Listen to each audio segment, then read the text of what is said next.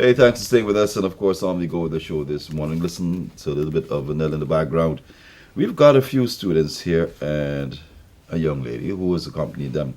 And they're soon to leave for a scholarship program. And I tell you what, it's interesting, always interesting when you've got youngsters thinking of living the natural way, going back to the earth and making things less cumbersome for us human beings. And I think that's why we've got so many problems. And they soon will be leaving. I'm going to allow my friend from Richmond Academy and to tell us more about the project. It's 6 students, I think, are leaving. 6 students would be leaving. 3 would be leaving the ending of June to start a program in July, and 3 would be leaving at the ending of August to start a program in September. Okay. Let's allow them to give us their first names. We've got Madam.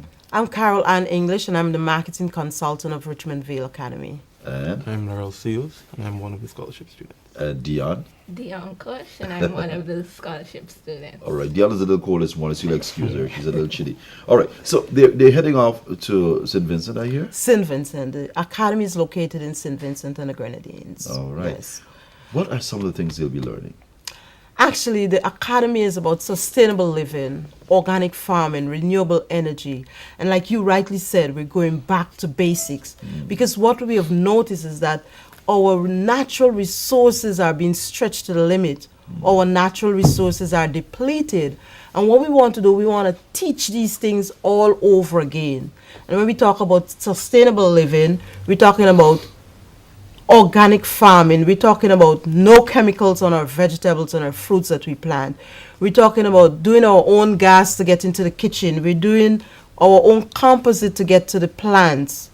Also, we're teaching the students that they should go out in the community, raise awareness, starting environmental clubs, teaching students how to have a safe, clean environment.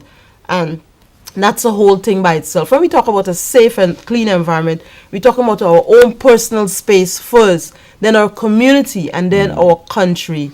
They're teaching that, and then they're taking actions. Because when the students come back to Guyana with what they have learned, they wouldn't just sit around with it.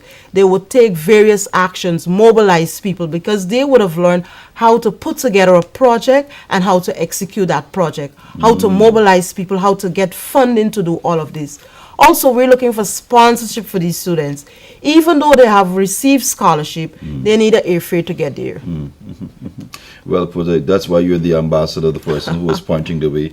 Well, let's hear from the students a little bit. We start to the gentleman who I'm sure is excited. What are some of the things you're looking for to really get your hands into, to really get knowledge to bring back here? Well, I would like to learn how to develop initiatives and plans that when we come back we can use in order to better our communities, because we need, well, as she said, we need to start with our homes first, and then we can go out into the communities, mobilize groups like cleanups, and give them more information on organic farming. And so, And Dion?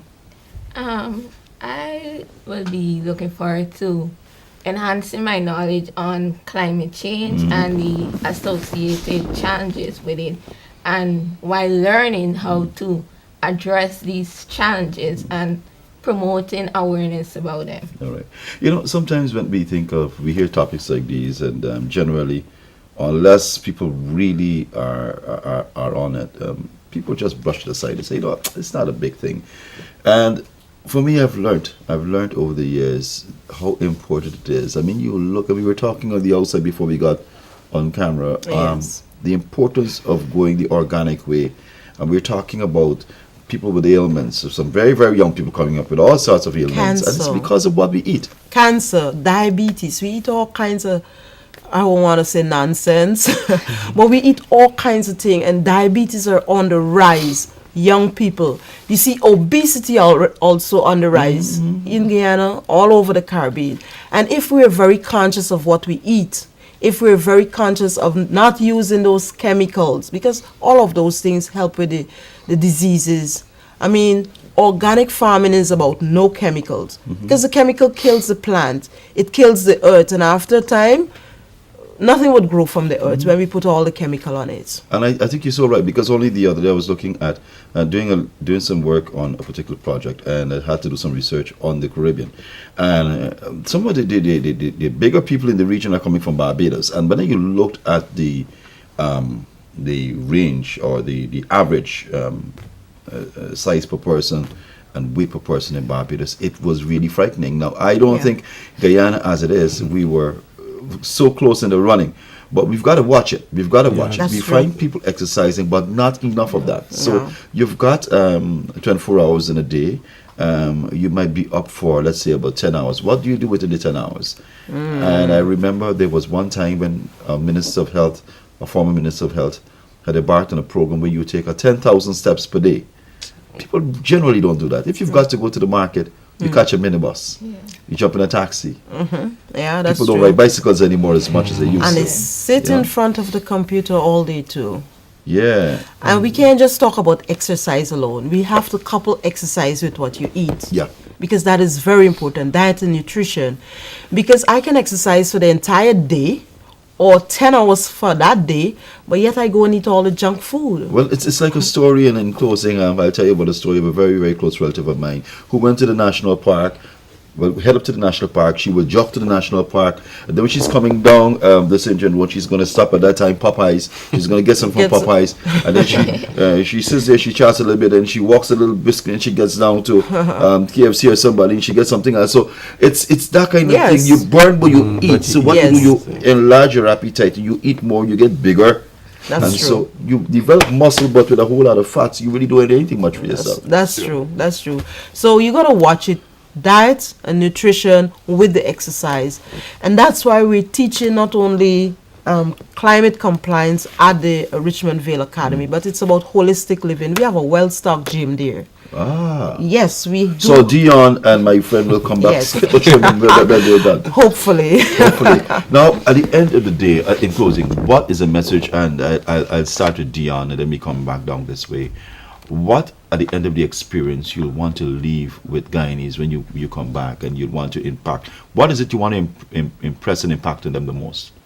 Try to get them to understand climate change, that it is affecting us, and we need to think about our children, because soon we won't have a proper environment to live in. So we would come back and try to use strategies to promote climate change, so that an individual would better their attitude and behavior towards the environment and make informed decisions, you know?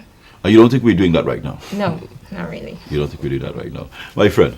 Yeah, I think we all need to look at climate change from holistic background, despite where we come from, because we leave it to a particular set of people. We say, well, this is not our problem. Oh, yeah. Like we leave that's it true. to natural, you know. So we all need to put an end in order to target climate change, and so it won't affect us most, because see what is happening. And with all the students coming back, what's a message you're trying to? Because you did say that at the end of the day, you're sending them back to their home countries To take action. to take action. To take action. You can't have all this knowledge and just sit on it. And that's what our focus is on, taking action, mobilizing communities, getting into the schools, educating the children, raising awareness so that we would realize that we have a right to a clean environment. You know, we talk about the right of the child, we talk about human rights, and we skip over the part that we have a right to live in a clean environment. We have a right to be healthy. We have a right to live a long life, and we have a right to provide an environment that our children and grandchildren can live happy. Because like I said to the Government Technical Institute, I talked there on Tuesday afternoon, and I said to them, if you come into school and you see all the trash at the side of the road, you know, and that's all you're seeing as you come to school, when you get there, somebody bothers you, the first thing come out of your mouth is trash. Ah, yeah. If we live in a clean environment, we would be more happy, we would be more healthy, we would be more comfortable, and we wouldn't spew trash out of our mouth, because that's the most thing we see. Dion is sometimes. cracking up because she knows it's the truth. And the other thing too, we can in passing, your environment really reflects you. That's true. Yeah. It When the reflects you. tourist comes in, like I'm Guyanese to the bones, but I've lived in the Caribbean a while. And Friday evening, I was coming from the airport, and I was really disturbed with all the trash I see at the side of the road. I mean, it was raining, so that compounded the whole issue, but I think it was too much. We can get it down a little bit. All the plastic bottles and the styrofoam boxes and cups and all of that, we need to do rid of something it. about it. Get rid of So it. when these guys are educated how to take action, how to put together programs, how to mobilize people, and how to execute these programs, I am hoping, and we're hoping, that they would come back and set Guyana ablaze. All right, Guyana, let's support them. Remember, they're heading out, and they're coming back with a good story. They're coming back to help us, to help our environment. And for those of us who don't know how to go about doing and what we need to do, we've got some ambassadors going out to come back with good stories. Thanks so much for coming in, and Thank we you wish you for having guys us. all the best. Up next, we've got this feature for you. It's on Moonlight Story Night. Let's go to it.